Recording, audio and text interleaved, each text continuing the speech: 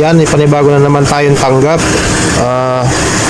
Bago pa yung ano niya, bago pa yung amplifier niya, kaso sunog, oh. Ayan, oh, durog.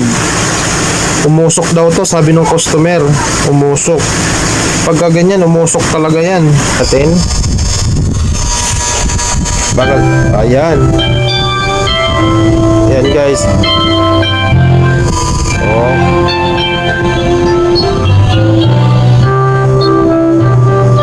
Wow, very nice. Okay na okay. Ang ganda ng tunog. Yan, may panibago na naman tayong tanggap. Bago pa yung ano niya, bago pa yung amplifier niya, kaso sunog, oh. Ayan, oh, durog.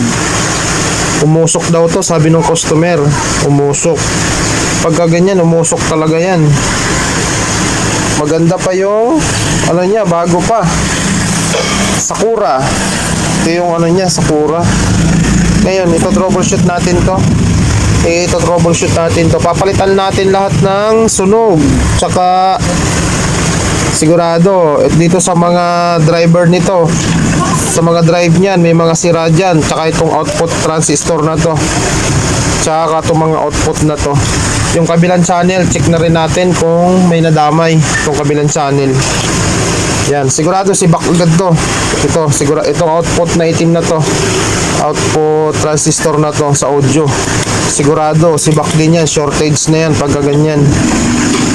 Grabe ang nangyari dito sa ampli na to. Yung fuse niya hindi bumigay, ibig sabihin mataas yung fuse niya, hindi maganda yung combination ng fuse sa main board, sa board. Mataas yung fuse niya, yan ang hirap sa ganyan, mataas yung fuse. Yan, hindi na sana lalaki ang sunog kung medyo match sila or ano, na estimate ng maganda yung ano. Yan ang problema kapag mataas ang fuse. Minsan nagkokos yung mga ganitong sunog or nasisibak tong output transistor na ito kapag number 1, nagdikit yung speaker o may kikit ng daga, may kagat ng daga, nagdikit yung dalawa, yung negative positive, nagdikit yung dalawang wire. Yan, minsan kadalasan ganyan. Tapos napasukan siya ng mababang ohms, yung naglalagay sa isang terminal ng doble-doble, lalo na yung 4 ohms tapos pinagdalawa. Mahirap yun, hirap ang ampli kapag ganong setup. Okay lang magdoble-doble kung 8 ohms yung speaker, pero pag 4 ohms tapos nagdoble kayo sa isang terminal, mahirap yun. Hirap ang amplifier natin kapag ganun. Yan, ayusin natin to, kakalibrate natin to, palitan ang dapat palitan. Ayan, nabunot na natin lahat yung mga sira, mga salarin. Nabunot na natin lahat. Yan, dito galing yan. Yan, nilinis ko na rin yung mga sunog. Yan. So, nabunot ko na. Yan, natanggal ko na yung mga transistor dito. Yan, tsaka dito, transistor. Tsaka yung ito, hindi ko pa natatanggal, isang regulator. Tsaka yung mga output transistor dito. Yan, natanggal na natin. May isa pang natira na transistor driver. Yung driver niya dito, dalawa. Sira din. Yan, tsaka yung ceramic na resistor. Itong dalawa, ito, ganito. Ito buo to eh. Yung dalawa dito na 0.25 5 watts. Dalawa, sira din. Yan, natanggal na natin lahat yung sira. Pwede na natin lagyan yan ng ano, ng good. Ito yung mga natanggal natin. Yan. Grabe, bihira mangyari to. Sibak lahat yung output transistor na 4. Kalimitan 2, 3 lang to, kaya isa. Ito, sira lahat. Tsaka itong driver nya, oh, kitang kita yung sunog ng paa, oh. Itong driver nya, sira din, shortage na. Tsaka itong mga nasunog na resistor, yan, mga transistor. Yan yung mga sira. Ito lang yung nakaligtas. Yan. Layalay ako lang yung video. Yan, ito lang yung nakaligtas. Nasa bilog na yan. Doon sa isang channel. Yan lang yung nakaligtas na napili natin. Itong lahat ng to. Yan, itong lahat ng to. Yan. Sira lahat yan. Papalitan natin lahat yan. Pakita ko sa inyo yung sira. Mag-tester tayo. Mahirap kapag guys walang tagahawak. Yan. Pakita ko sa inyo. Yan. Ito yung tester.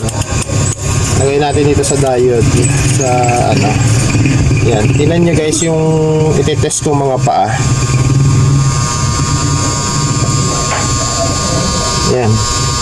Ito yung mga paa ng output transistor. Tingnan nyo guys. Yan o.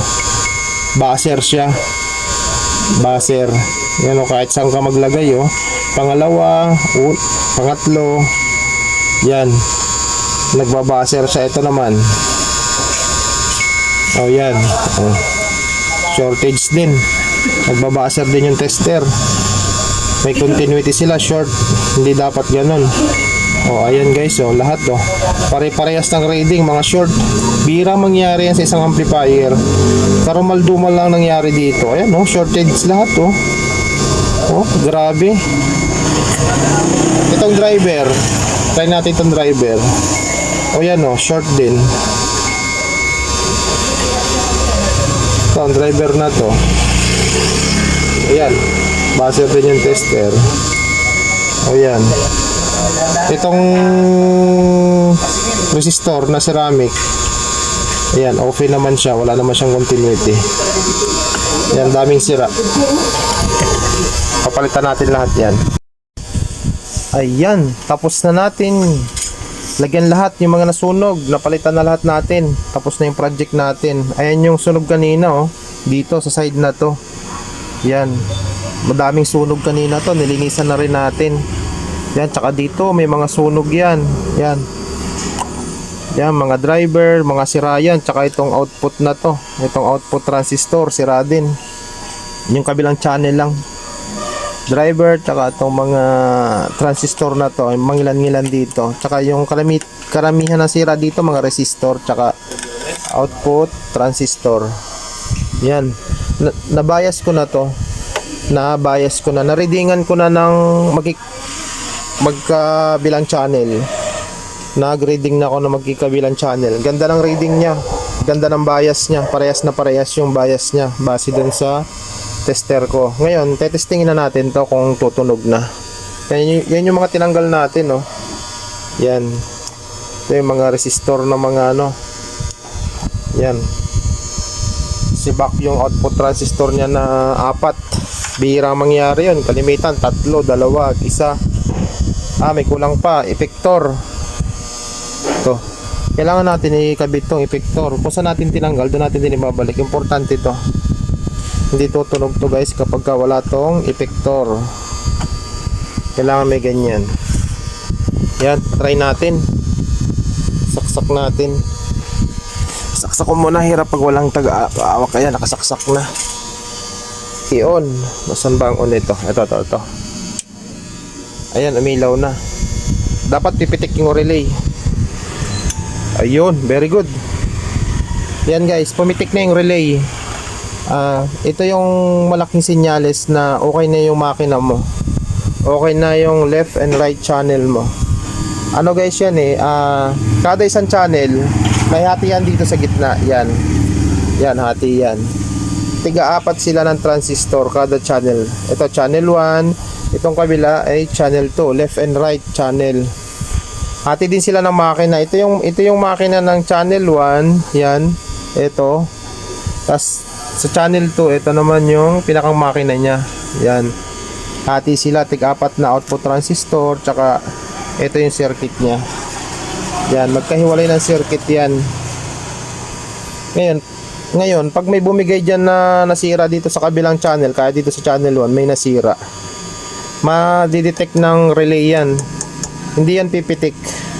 Ito yung nagmo-monitor dito sa buong system. Itong board na to.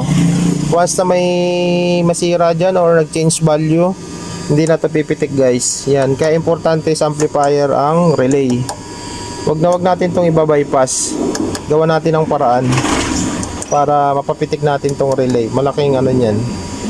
Kapag ginawa natin yan ng paraan at binaypas natin tong relay, tumunog, pag nagkasira, nagka-problema, malaki ang damage ng board or pwedeng masibak yung speaker nyo, pwedeng masunog yung speaker nyo. Kaya importante ito.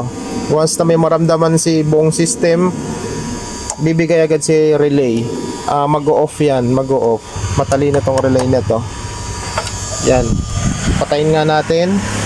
Kung maririnig nyo yung lagatik ng relay, hindi gano'n makapokus ha. Yan. Namatay siya. Buhayin ulit natin. Yan. Maya pipitik na yan. Tagala. Yun. Pumitik na. Ngayon, itatry na natin kung tutunog na. Kasi buo na yung ano niya, display. Lagyan na natin ng speaker. Yan.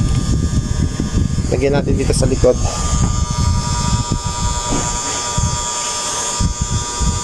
Yan. Base sa tester ko, maganda na yung kondisyon ng makina niya. Na-correct na natin yung mga sunog, lahat. Boss, pwede ako makahiram ng alin range mo maiksi, higpitan. Yan, itatry na natin. May customer na sumingit eh. Yan, sasalpakan na natin ng speaker.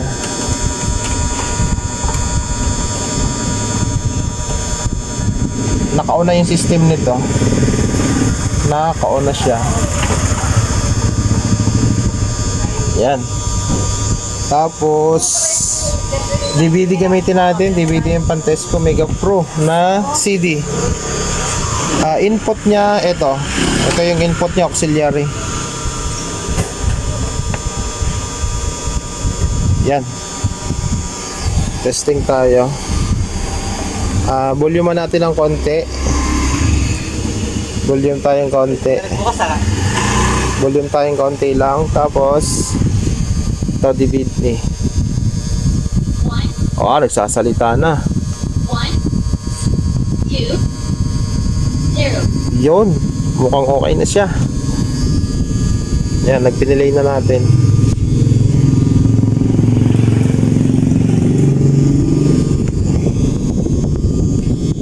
Antay lang natin yung sounds niya.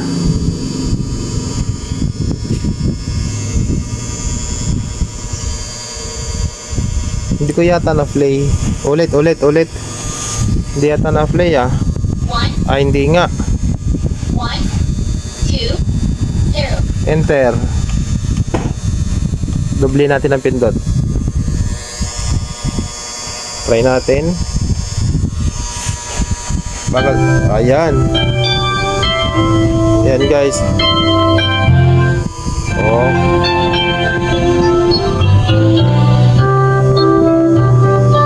Wow.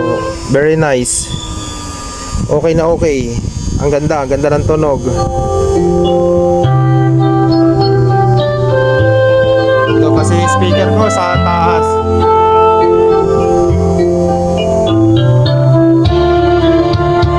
Yan, okay na. Pwede na natin saran at itong number na to, pwede na natin tawagan yung may-ari.